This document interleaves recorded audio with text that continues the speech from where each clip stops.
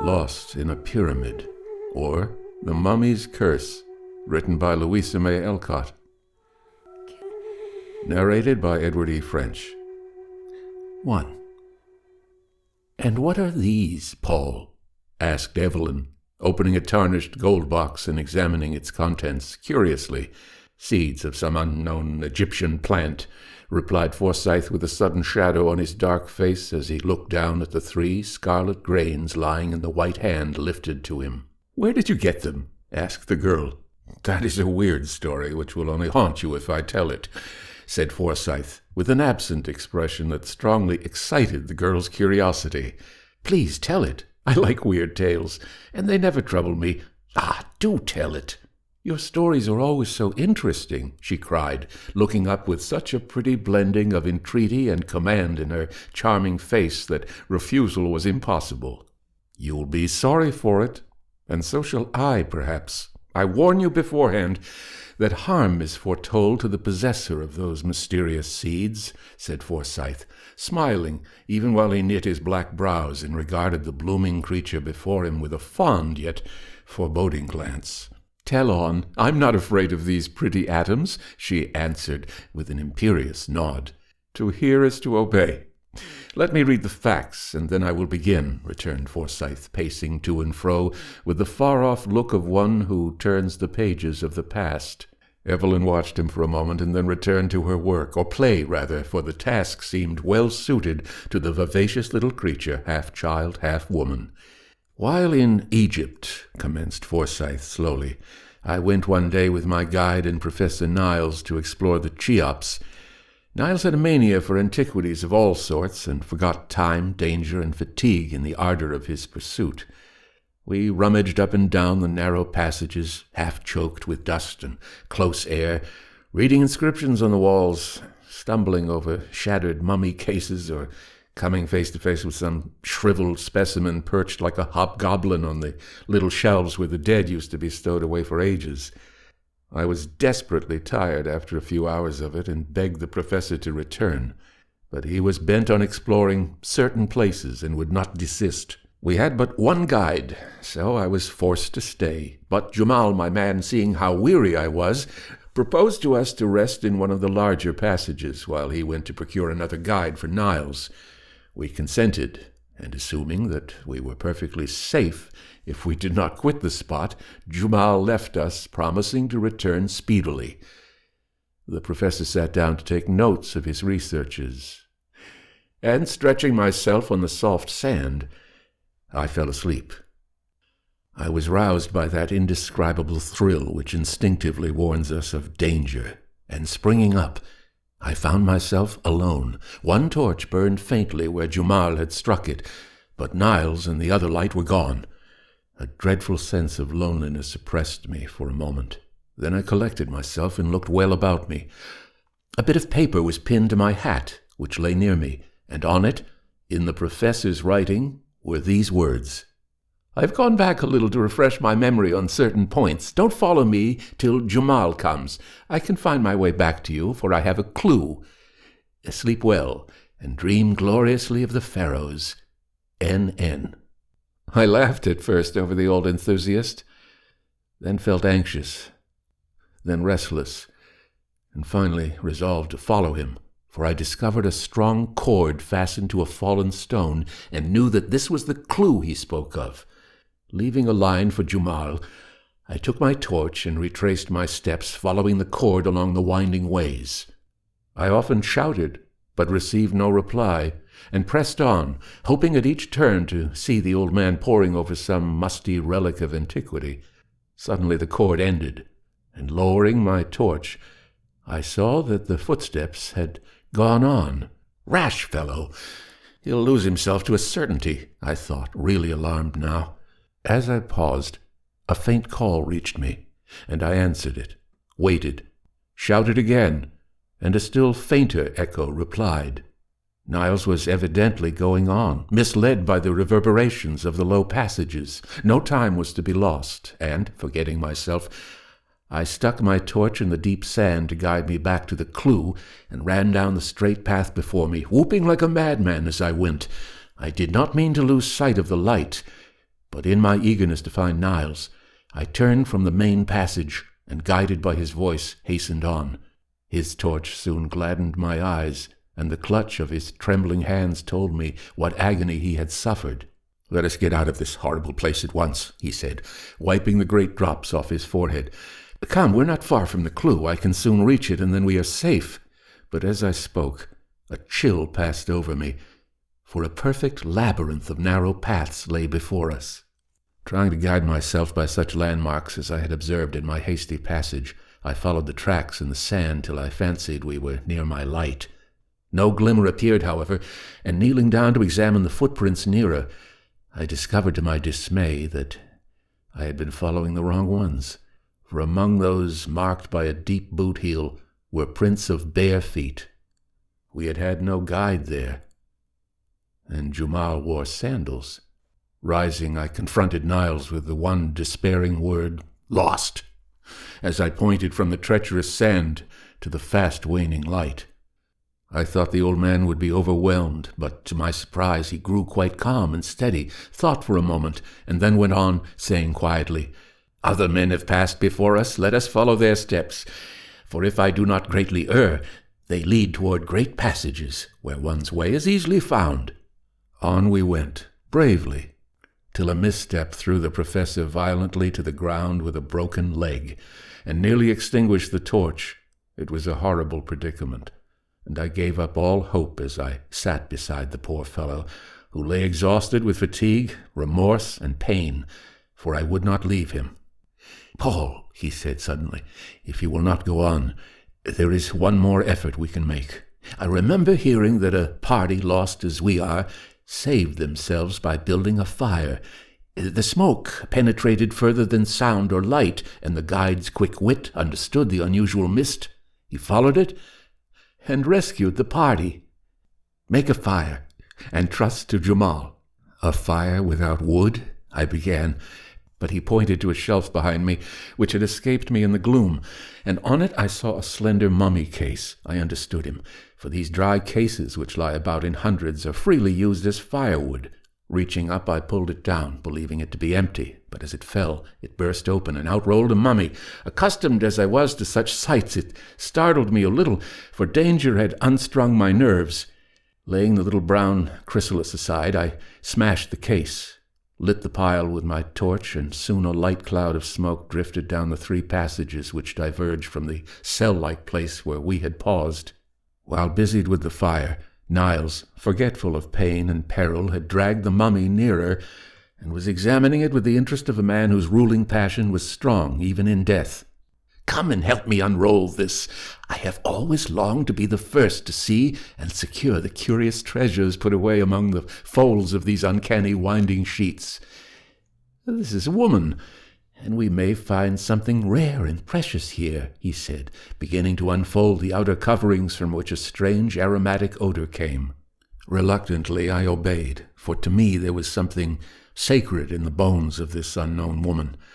But to beguile the time and amuse the poor fellow, I lent a hand, wondering as I worked if this dark, ugly thing had ever been a lovely, soft-eyed Egyptian girl.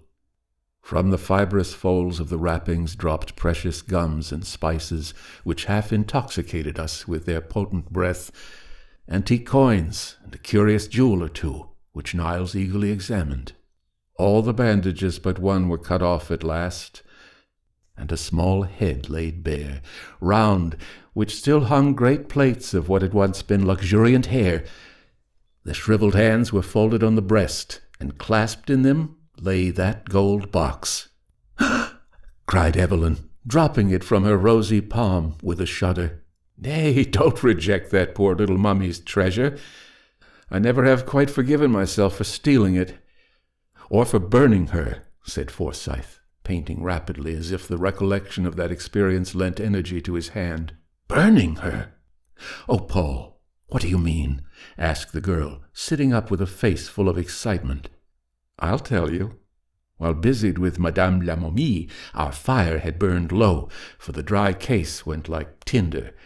A faint, far-off sound made our hearts leap, and Niles cried out, "Pile on the wood! Jumal is tracking us. Don't let the smoke fail now, or we are lost."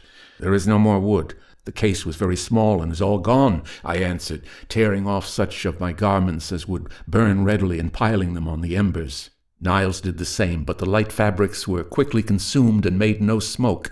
"Burn that!" commanded the professor, pointing to the mummy. I hesitated a moment. Again came the faint echo of a horn. Life was dear to me. A few dry bones might save us, and I obeyed him in silence. A dull blaze sprung up, and a heavy smoke rose from the burning mummy, rolling in volumes through the low passages and threatening to suffocate us with its fragrant mist. My brain grew dizzy. The light danced before my eyes. Strange phantoms seemed to people the air, and in the act of asking Niles why he gasped and looked so pale, I lost consciousness. Evelyn drew a long breath and put away the scented toys from her lap as if their odor oppressed her. Forsyth's swarthy face was all aglow with the excitement of his story, and his black eyes glittered as he added, with a quick laugh, "That's all. Jumal found us and got us out, and we both forswore pyramids for the rest of our days." "But the box? How came you to keep it?" asked Evelyn, eyeing it askance as it lay gleaming in a streak of sunshine.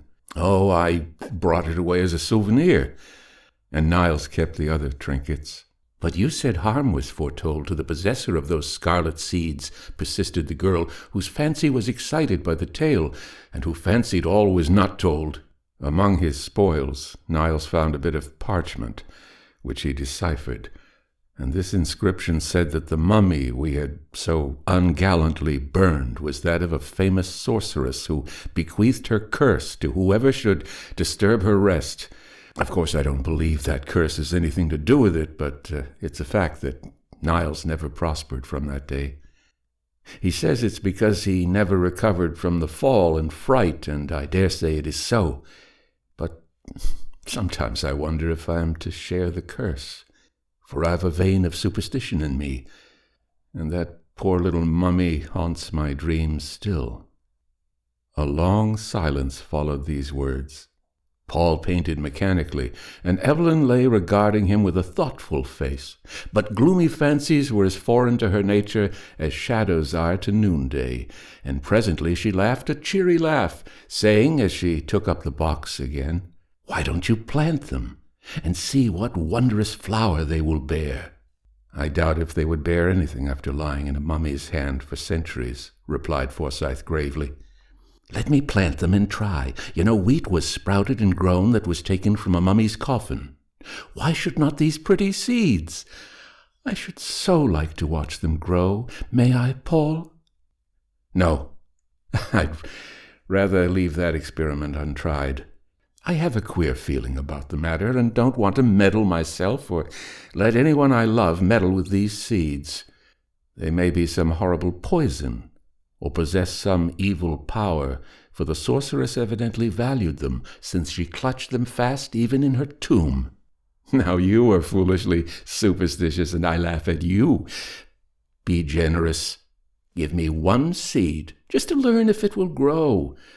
See, I'll pay for it." And Evelyn, who now stood beside him, dropped a kiss on his forehead as she made her request with the most engaging air.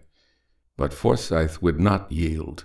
He smiled and returned the embrace with lover-like warmth, then flung the seeds into the fire and gave her back the golden box, saying tenderly, "My darling, I'll fill it with diamonds or bonbons, if you please, but I will not let you play with that witch's spells.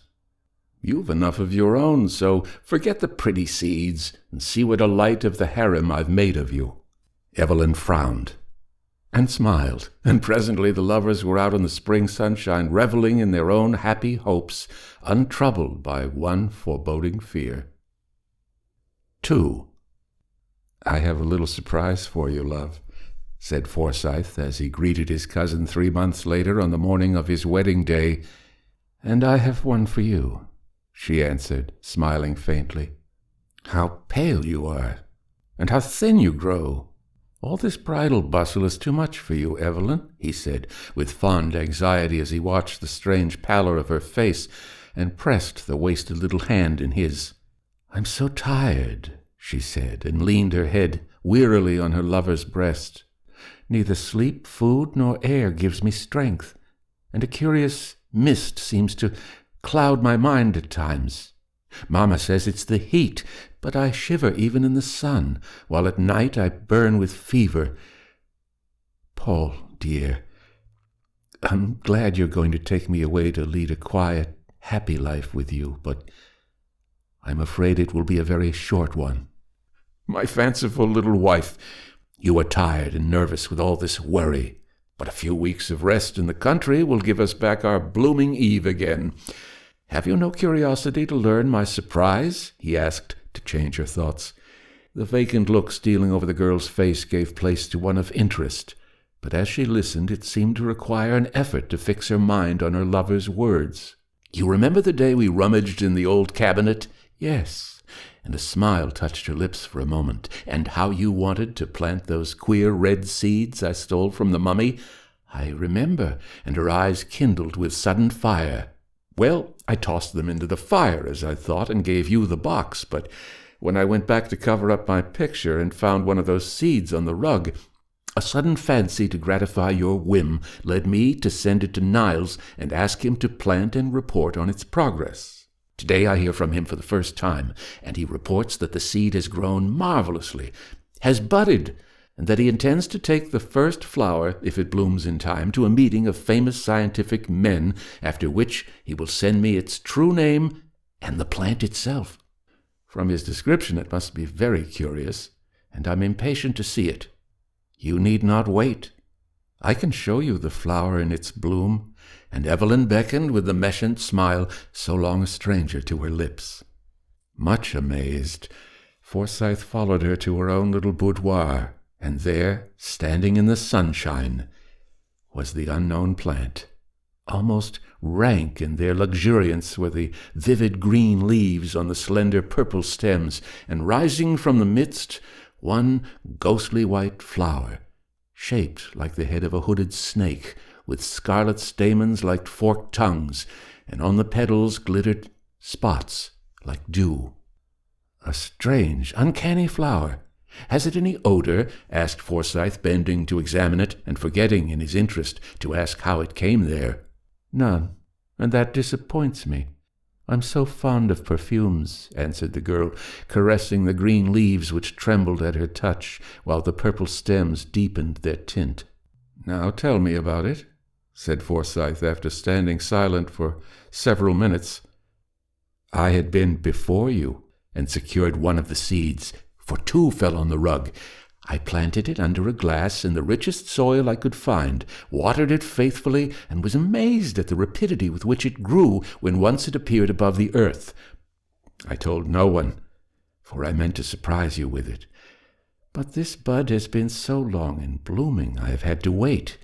It is a good omen that it blossoms today, and as it is nearly white, I mean to wear it, for I've learned to love it, having been my pet for so long. I would not wear it, for in spite of its innocent color, it is an evil-looking plant, with its adder's tongue and unnatural dew. Wait till Niles tells us what it is. Then pet it if it is harmless. Perhaps my sorceress cherished it for some symbolic beauty. Those old Egyptians were full of fancies. It was very sly of you to turn the tables on me in this way, but I forgive you, since in a few hours I shall chain this mysterious hand forever. How cold it is! Come out into the garden and get some warmth and color for tonight, my love." But when night came, no one could reproach the girl with her pallor, for she glowed like a pomegranate flower. Her eyes were full of fire, her lips scarlet, and all her old vivacity seemed to have returned. A more brilliant bride never blushed under a misty veil. And when her lover saw her, he was absolutely startled by the almost unearthly beauty which transformed the pale, languid creature of the morning into this radiant woman. They were married, and if love, many blessings, and all good gifts lavishly showered upon them could make them happy, then this young pair were truly blessed. But even in the rapture of the moment that made her his, Forsyth observed how icy cold was the little hand he held, How feverish the deep color on the soft cheek he kissed, and what a strange fire burned in the tender eyes that looked so wistfully at him. Blithe and beautiful as a spirit, the smiling bride played her part in all the festivities of that long evening, and when at last light, life, and color began to fade, the loving eyes that watched her thought it but the natural weariness of the hour. As the last guest departed, Forsyth was met by a servant who gave him a letter marked "Haste." Tearing it open, he read these lines from a friend of the professor's. "Dear Sir, poor Niles died suddenly 2 days ago while at the scientific club, and his last words were, 'Tell Paul Forsyth to beware of the mummy's curse, for this fatal flower has killed me.' The circumstances of his death were so peculiar that I add them as a sequel to this message. For several months, as he told us, he had been watching an unknown plant, and that evening he brought us the flower to examine. Other matters of interest absorbed us till a late hour, and the plant was forgotten. The professor wore it in his buttonhole, a strange white, serpent-headed blossom with pale glittering spots which slowly changed to a glittering scarlet till the leaves looked as if sprinkled with blood. It was observed that instead of the pallor and feebleness which had recently come over him, that the professor was unusually animated and seemed in an almost unnatural state of high spirits. Near the close of the meeting, in the midst of a lively discussion, he suddenly dropped as if smitten with apoplexy. He was conveyed home insensible, and after one lucid interval, in which he gave me the message I have recorded above, he died in great agony, raving of mummies, pyramids, serpents, and some fatal curse which had fallen upon him. After his death, livid scarlet spots, like those on the flower, appeared upon his skin, and he shriveled like a withered leaf. At my desire, the mysterious plant was examined and pronounced by the best authority one of the most deadly poisons known to the Egyptian sorceresses. The plant slowly absorbs the vitality of whoever cultivates it, and the blossom, worn for 2 or 3 hours, produces either madness or death. Down dropped the paper from Forsyth's hand. He read no further, but hurried back into the room where he had left his young wife. As if worn out with fatigue, she had thrown herself upon a couch and lay there motionless, her face half hidden by the light folds of the veil which had blown over it. "Evelyn, my dearest, wake up and answer me. Did you wear that strange flower today?" whispered Forsyth, putting the misty screen away. There was no need for her to answer, for there, gleaming spectrally on her bosom, was the evil blossom, its white petals spotted now with flecks of scarlet, vivid as drops of newly spilt blood. But the unhappy bridegroom scarcely saw it, for the face above it appalled him by its utter vacancy, drawn and pallid. As if with some wasting malady, the young face, so lovely an hour ago, lay before him aged and blighted by the baleful influence of the plant which had drunk up her life. No recognition in the eyes, no word upon the lips, no motion of the hand, only the faint breath, the fluttering pulse, and wide-opened eyes betrayed that she was still alive. Alas for the young wife! The superstitious fear at which she had smiled had proved true. The curse that had bided its time for ages was fulfilled at last, and her own hand wrecked her happiness forever. Death in life was her doom, and for years Forsyth secluded himself to tend with pathetic devotion the pale ghost who never by word or look could thank him for the love that outlived even such a fate as this.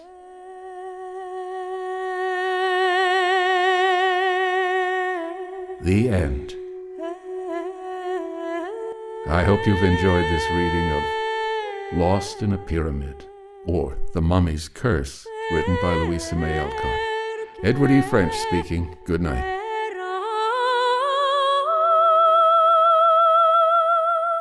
A copyright exists on all recordings issued by Edward E. French. Inquiries should be addressed to email edwardfrench06@hotmail.com.